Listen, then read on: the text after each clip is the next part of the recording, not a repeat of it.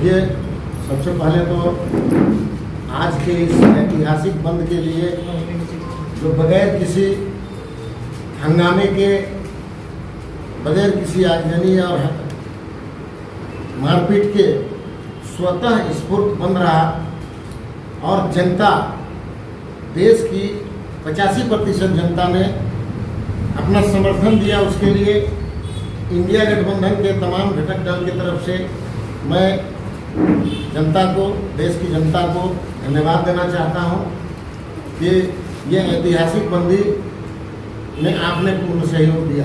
और ये ऐतिहासिक बंदी अपने आप में ये बात को बता रही है कि जिस सब्जेक्ट को लेकर के आज बंद कराया गया था, उसको लेकर के पूरे देश की 85% जनता मर्माहत है और आक्रोश में।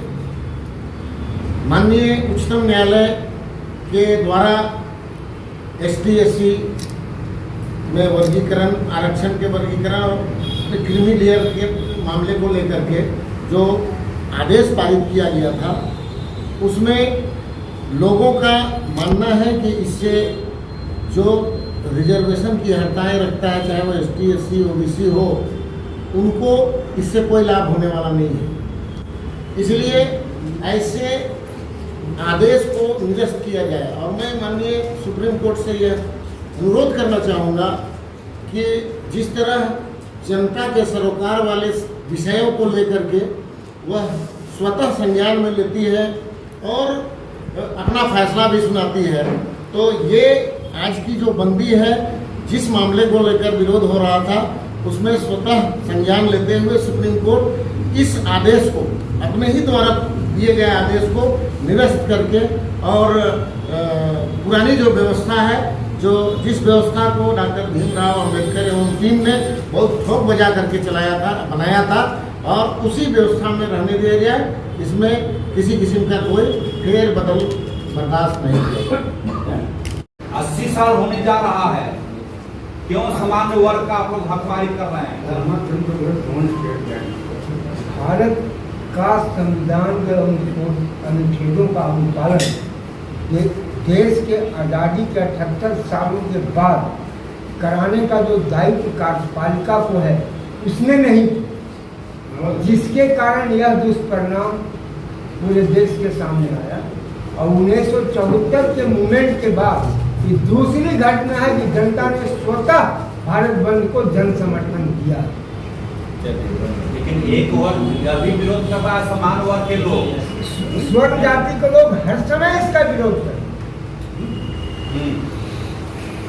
चाहे वो जनता पार्टी में हो, चाहे भारतीय जनता पार्टी में हो, चाहे कांग्रेस में हो, चाहे किसी दल में, वे हर समय आरक्षण का विरोध करते। भारत के संविधान में बाबा भीमराव अंबेडकर और डॉक्टर जयपाल सिंह मुंडा ने जो चीजें लिखा है, उसका सशक्त अनुपालन आज तक पूरे देश में नहीं हुआ। इसका दोषी कार्यपालिका, न्यायपालिका तो कभी कभी लिखित आदेश देता है, जिसका भी अनुपालन कार्यपालिका नहीं करती। इन दोषियों को कौन सा डाले? आपकी सरकार से गलती हुई, केंद्र में इतने साल रहे आप लोग। देखिए, केंद्र में जो भी सत्ता में रहा, सबने गलतियां की, चाहे बीजेपी हो, चाहे कांग्रेस हो, चाहे मिली जुली सरकारें रही हो। केंद्र में कांग्रेस से गलती हुई, कांग्रेस से गलती नहीं, सारी सत्ता, केंद्र की सत्ता में जो लोग रहे हैं उन लोगों से गलतियां हो। तो केंद्र सबसे ज्यादा तो आप नहीं, मैं तो कह रहा हूँ ना कि हर समय राजनीति में स्वर्ण जातियों का प्रभुत्व रहा, चाहे कांग्रेस की सरकार रही हो, चाहे बीजेपी की सरकार। बीजेपी तो अभी जुमा कैसे 10 साल में उसने भारत के संविधान के साथ कितनी बार बलात्कार किया है? वह भारत का संविधान समझता हो। पूर्व की सरकार को माफी मांगना चाहिए। हाँ, एकदम। कांग्रेस को भी, सारे दलों को मांगना चाहिए जो सत्ता में रहे। भारत सरकार 1947 से लेकर 2024 तक सारे लोगों को माफी मांगना चाहिए। कौन कौन रहा? सारे लोग रहे।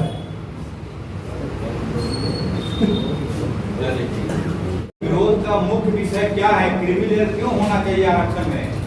उसको एक को मिल गया, उसका पूरा वंशज मैं विरोध का मुख्य कारण ये नहीं है, विरोध का मुख्य कारण ये है कि सुप्रीम कोर्ट ने जो संविधान में प्रदत्त अधिकार है और उस पर जो कानून बना हुआ पार्लियामेंट से, उस कानून का पालन उन्हें कराने की अपेक्षा हम रखते हैं सुप्रीम कोर्ट से। वो कानून का पालन कराए, ना कि वो कानून बनाने की प्रक्रिया चालू करे। इससे क्या है, न्यायपालिका का, कार्यपालिका विधायिका में डायरेक्ट हस्तक्षेप है। ये कानून जो बनाता है, जो देश में लोकतांत्रिक व्यवस्था में जो कानून संसद से बन के जाता है और संसद कानून बनाती है, तो उस पर इम्प्लीमेंट करना रहता है सुप्रीम कोर्ट को।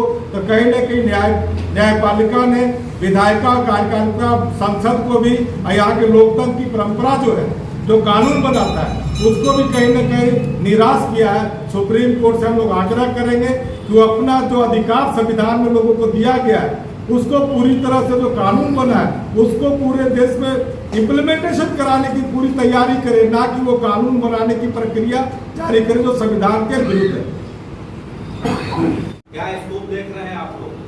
देखिए, 6-1 से जो न्यायाधीश पारित हुआ है, उस न्यायाधीश के अब आलोक में अब इसका एक ही काउंटर है, विधायिका के द्वारा अध्यादेश लाया जाए और अध्यादेश लाने के उपरांत जैसे ही अगला सत्र आता है, उस सत्र में इसे कानून का रूप देते हुए, इसकी सही व्याख्या करते हुए, इसका सही ये करते हुए ये मैसेज दिया जाए कि आपका जो समानता का अधिकार के तहत और आपके नियोजन के अधिकार के तहत जो मौलिक अधिकार में दिया गया आर्टिकल 15 और 16 में, वो आपका पूरी तरह से सुरक्षित है। और चूंकि लोग कह रहे हैं कि ये आर्थिक आधार पर होना चाहिए, मैं भी मानता हूं कि जो पीछे से जितने लोग छूट चुके हैं उनको आगे आना चाहिए, लेकिन इसके लिए भी बाबा साहब ने संविधान में एक प्रावधान रखा था।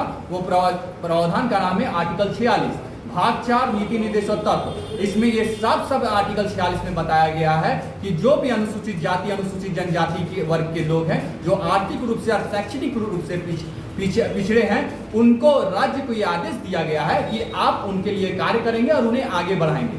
तो आजादी के 78 वर्ष के दौरान अगर जितने लोग पीछे चले हैं, तो अगर आप सही तरीके